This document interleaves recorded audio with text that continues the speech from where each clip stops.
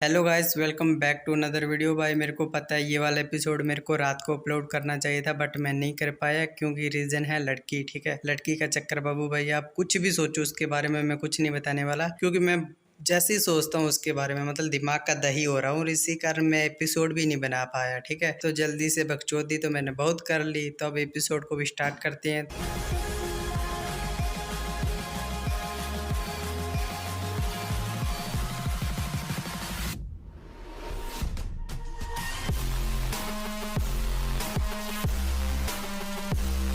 Episode की starting में हमें शूटिंग ट्रेनिंग हॉल को दिखाया जाता है जहाँ पे उन सभी की ट्रेनिंग खत्म हो गई होती है। तो सिजुकांग रो रहा होता है और वो बोलते हैं कि मेरे स्कोर सबसे ज्यादा कम क्यों आए, जरूर ये रूम ही खराब है। इसके बाद जांगयांग बोलता है कि भाई रोना बंद कर, कोई ना, होता है ये सबके साथ, अगली बार ज्यादा मेहनत करना और टॉप पर आ जाना। और भाई बता दूं कि जांगयांग का स्कोर सबसे ज्यादा है और वो रूम का लीडर बन गया है। इसके बाद ली मैंग बोलता है कि मैंने इतना अच्छा किया फिर भी मैं साला दूसरे नंबर पर कैसे आ सकता हूँ, शायद मैं अपना ध्यान केंद्रित नहीं कर पाया। इसके बाद वीर सिजुकांग से बोलता है कि भाई ये एक सिर्फ गेम है तो तुम उदास मत हो, और वैसे भी तुम हम में से सबसे बड़े हो और हमारे बिग ब्रदर हो। इसके बाद वीर बोलता है कि जांगयांग रूम का लीडर नहीं बनना चाहता और ली मैंग भी रूम का लीडर नहीं बनना चाहता, तो ऑब्वियसली अब से रूम लीडर तुम ही रहोगे। इसके बाद सिजुकांग बहुत ज्यादा खुश हो जाता है और वो बोलता है कि भाई फ्यूचर में अगर तुम्हें कभी भी किसी भी चीज की जरूरत हो तो तुम मुझे बता सकते हो। तो वीर बोलता है कि ठीक है। इसके बाद वो तीनों बाहर जाने लगते हैं तो वीर मन में सोचता है कि जांगयांग का शूटिंग स्किल इन दोनों से बहुत ज्यादा अच्छा है और ये एक पॉजिटिव पर्सनैलिटी वाला बंदा है। इसके बाद जांगयांग बोलते हैं कि वहां पर इतनी ज्यादा भीड़ क्यों लगी हुई है। इसके बाद हमें hand of God club recruiting hall को दिखाया जाता है जहाँ पे काफी सारे बंदे भर्ती होने के लिए जा रहे होते हैं और वहाँ पर रूही की फोटो भी लगी होती है। तो वीर उसे देखकर बोलता है कि इसे देखा देखा सा लगता है। इसके बाद सिजुकांग बोलता है कि देखो वहाँ पर हैंड ऑफ गॉड गेम की भर्ती हो रही है और वहाँ पर रूही भी गई है। इसके बाद वीर बोलता है कि हाँ मुझे याद आ गया कि रूही कौन है। इसके बाद वीर बोलता है कि सभी लोग इसे चैंपियन चैंपियन कह रहे हैं, क्या ये इतना ज्यादा फेमस है। इसके बाद सिजुकांग वीर से बोलता है क्या तुम इसे नहीं जानते। तो वीर बोलते कि नहीं मैं इसे नहीं जानता। इसके बाद सिजुकांग बताने लगता है कि ये हमारे मिलिट्री की सबसे ज्यादा हॉट और सुंदर लड़की है और इसे गॉड ऑफ हैंड गेम में कोई नहीं हरा सकता, ये उस गेम की चैंपियन है और इसकी बैकग्राउंड फैमिली भी बहुत ज्यादा अमीर है और ये बहुत ज्यादा सुंदर भी है, इसलिए ये इतनी ज्यादा लकी है और इसे जो कोई भी प्रपोज करता है ये उसे रिजेक्ट कर देती है। इसके बाद ली मैंग बोलता है कि जो तुम्हारे मुंह से लाल टपक रही है उसे पहुंच लो, और वैसे भी रूही तुम्हें कभी भी पसंद नहीं करेगी, इसलिए तुम अपने शूटिंग स्किल का अभ्यास करो और उसमें अच्छे से अच्छे बन जाओ। इसके बाद सिजुकांग बोलता है कि तुम ज्यादा मत बोलो, चुप रहो, अपना मुंह बंद रखो। इसके बाद जांगयांग बोलता है कि चलो भाइयों हम भी अप्लाई करने के लिए चलते हैं और मैं रूही को हराना चाहता हूँ और इस क्लब का अध्यक्ष बनना चाहता हूँ। इसके बाद सिजुकांग बोलता है क्या तुम्हारा टारगेट ये है, लगता है तुम सारी जिंदगी सिंगल ही रहोगे। इसके बाद ली मैंग उन दोनों को पीछे से पकड़ लेता है और बोलता है कि रुको, यहाँ पर इतनी ज्यादा लंबी लाइन लगी हुई है, कम से कम 2 दिन लग जाएंगे और वैसे भी हम सभी लोग आर्चरी में है तो हम इसमें ज्वाइन नहीं हो सकते। तो जांगयांग बोलता है कि मैं जीत सकता हूँ, मेरे को जाने दो। इसके बाद वीरमन में सोचता है कि लगता है कि रूही चौहान इस स्कूल में सबसे ज्यादा फेमस लग रही है, मैंने उसको हराया, मैं किसी को नहीं बताऊंगा। इसके बाद कुछ दिनों के बाद का सीन दिखाया जाता है जहाँ पे वीर अपने क्लासरूम में होता है तो उनके टीचर बताते हैं कि आजकल वर्तमान में हम बहुत ज्यादा विकसित हो गए हैं और हमारे जीन नई ऊंचाई पर पहुंच गए हैं और नर मादा के जीन अलग अलग होते हैं। यार ये पढ़ाई पता नहीं क्यों दिखाने लग गए यार, मैं तो वैसे भी बोर ही होता हूँ पढ़ाई से। इसके बाद हमें वीर को दिखाया जाता है जो मन में सोच रहा था कि ये जितने भी ज्ञान की बातें बता रही है हम पहले ही सीख कर आ चुके हैं, लेकिन इस बार मैं फिर भी अच्छे से सीखूंगा। अब जब पता है तेरे को तो क्यों चूतियापा कर रहा है, क्यों टाइम खराब कर रहा है। हमें देखना है भैया तेरा और रूही का रोमांस, किस कुछ कर उसको थोड़ा बहुत घुमाने जा, हमें वो देखना है, ये नहीं देखना है हमें। इसके बाद व्यू चेंज होता है, हमें वीर को दिखाया जाता है जो निशाने की ट्रेनिंग कर रहा होता है। तो उसके बगल में खड़ा उसका कोच बोल रहा होता है कि हाथ सही से ऊपर उठाओ और कंधों को मिलने मत दो और कोने को एक साथ मत लगने दो और ध्यान से फोकस करो और निशाना लगाओ। तो वीर बोलते कि ब्लैक ईगल मिलिट्री स्कूल बहुत ज्यादा एक्सपेंसिव है और ये बहुत ज्यादा अमेजिंग है। इसके बाद हमें कॉम्बैट रोबोट फिजिकल कंट्रोल का सीन दिखाया जाता है जहाँ पे उनके टीचर बता रहे होते हैं कि जिन्हें मैं बुलाऊं वो आगे आ जाना। तो वो वीर को बुला लेते हैं। इसके बाद हमें वीर को उस रोबोट के अंदर दिखाया जाता है जहाँ पे उसके कैप्टन बता रहे होते हैं कि ये कैसे चलता है, कैसे काम करता है। और वीर मन में सोच रहा होता है कि क्या मैं इसे सच में देख रहा हूँ,